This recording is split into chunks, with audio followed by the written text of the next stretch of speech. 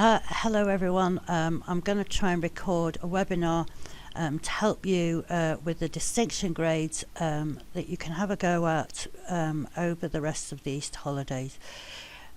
This is my first time at producing a webinar, so I apologise if it's a little bit rubbish, but we'll give it a go anyway. As you can see, this is your physiological disorders assignment. And we're going to have a look at these things here, the distinction grades D1, D2. As you can see, it's not due until the 25th of April, but I know that several of you wanted to give it a go anyway before it was due in, so we'll give this a go and we'll see how we get on. We can always do a class on it when you come back anyway, so let's have a look at them.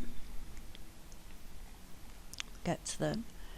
Now it's worth mentioning that both the distinction grades do actually they link into this last task that you've all done. So you can see here that the M2 says discuss how the practitioners and the agencies involved in the care pathways work together to provide the care needed for both physiological disorders. So then you would have been talking about how the physiotherapist would work with the GP to try and come up with a care strategy just for that patient, this kind of thing. You've also will have planned a care pathway, which hopefully that you've included members of that team in your care pathway, and you've then for the P5 and the M3, you've been looking at the care strategies that can be used to support both individuals for both of the physiological disorders.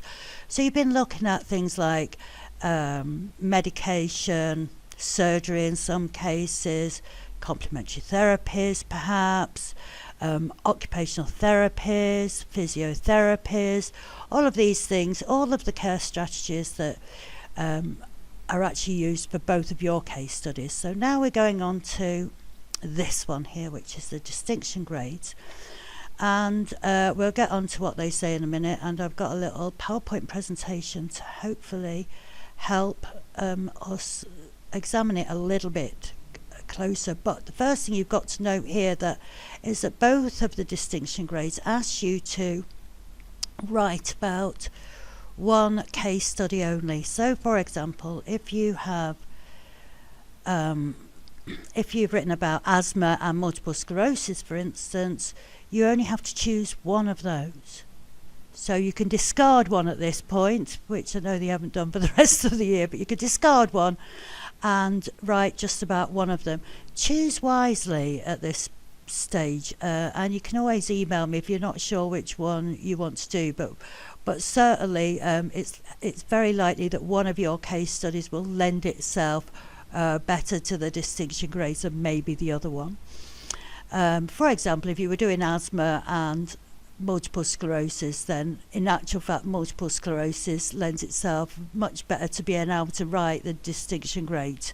Not saying that asthma won't work as well, they all will work, but some of them have got more information and, shall we say, more controversy surrounding some of the care strategies. Okay, which gives you a little bit more to write about. Okay, so one case study only. Most of you want to know how many words to write, as usual. I always suggest maybe at least or the minimum of 1,000 words per distinction grade. Okay, see how you get on with that. You should be able to get 1,000 words out of both of these. There should be plenty to write about, and I'll try and put some stuff on Moodle for you to read and some resources so you can read up and research for both of these distinction grades to give you something to look at.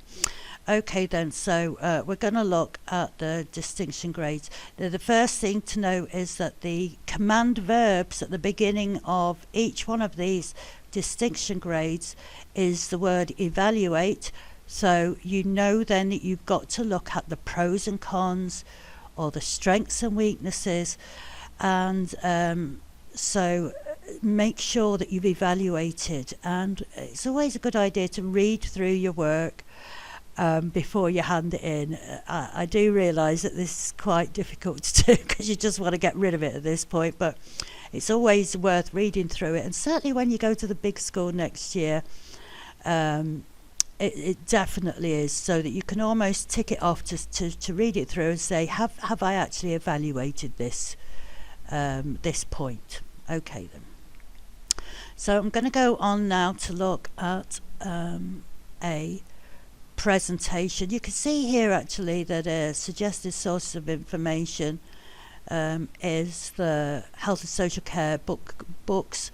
I can't remember which one, but as you know, I've got several of these books available to me, so I'll try and find ones that are more appropriate for this D1 and D2 grade and see if I can't get you some information on it.